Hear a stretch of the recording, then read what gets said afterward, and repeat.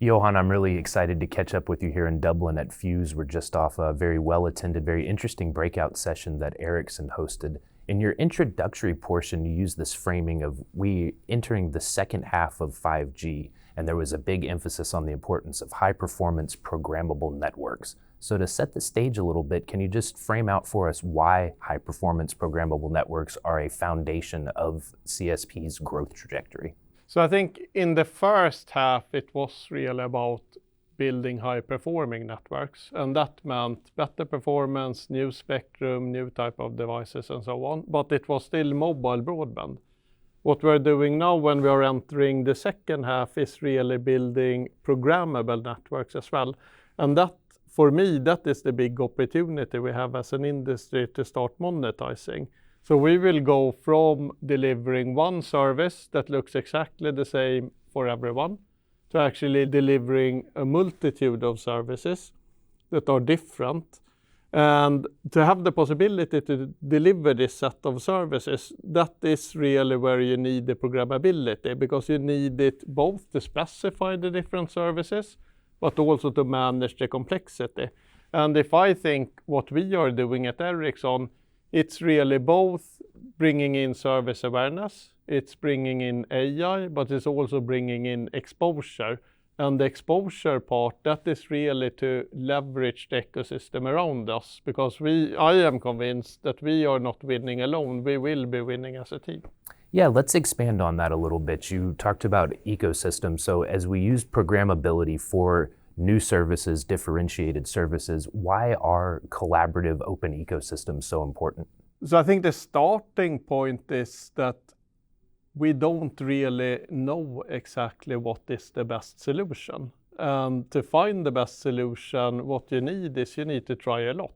And if you are, as a single vendor, alone trying a lot, you will always be late. So for me, the open interfaces and this collaborative approach is really about two things. One, making sure that we together can try a lot. And then secondly, once we have found something that works, then we need to scale it. And I also wanted to get some thoughts from you around artificial intelligence. Obviously a hot topic everywhere, including at this show. I guess I think about it in two ways. You manage the need to manage complexity. AI, great solution for that. Also something that could help drive service revenue growth. So tell me a little bit about how you see AI figuring into network modernization going forward. So I think there are two perspectives to it at least. One, I think, is what we are doing with it in RAN and for RAN. So if we start with in RAN, I think what we are trying to do is really embrace it across our full stack. So we are doing it on the lowest level, but we are also doing it on higher level. And we have done field trials together with operators showing that we can take an algorithm that we have tried to optimize ourselves for 30 years, apply AI on it, and give like 10% spectral efficiency gain. And that is really proving the capability of the technology as such. Then I think to your second point was about the complexity. I think if you have 25 different services and try to handle that manually, it doesn't matter how many, how good, you will not manage. So I think AI has a role to play there.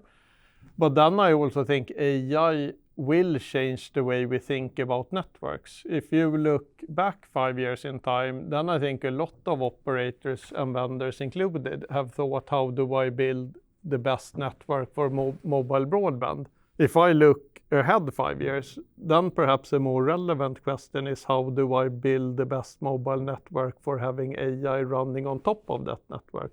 So I'm sure it will impact the products that we are offering, the software solutions that we are offering, as well as others as well. So tie this all together for me. We talked about high performance programmable networks. We talked about the importance of open collaborative ecosystems, and we talked about the growing importance of AI as networks continue to evolve. What summary thoughts would you leave our audience with? So I would say that for me, there are three major pillars in technology. One is cloud, one is AI, one is connectivity. And we are seeing those merit or converging. So I think it's key to master all of those, but not master them individually, but also together. Then I think the second thing is about pace of innovation. So I have never seen as much innovation as I am seeing today. And I'm not only seeing it from the traditional vendors, I'm seeing it from all over. And I think looking ahead, I just believe that the pace will be even higher. So I think if you are on a strategy where you think you will win alone, that's a very, very risky strategy. So I think it will be more about building ecosystem, building partnerships. And then, of course, summing up, I think the thing that is very clear for me that at the heart of this, it is technology. And to win, you need to be best at technology. And that is how we contribute. Well, it's been really great to catch up with you and learn how Ericsson is helping their customers capture all of these new opportunities. So thank you for the time. Thanks a lot.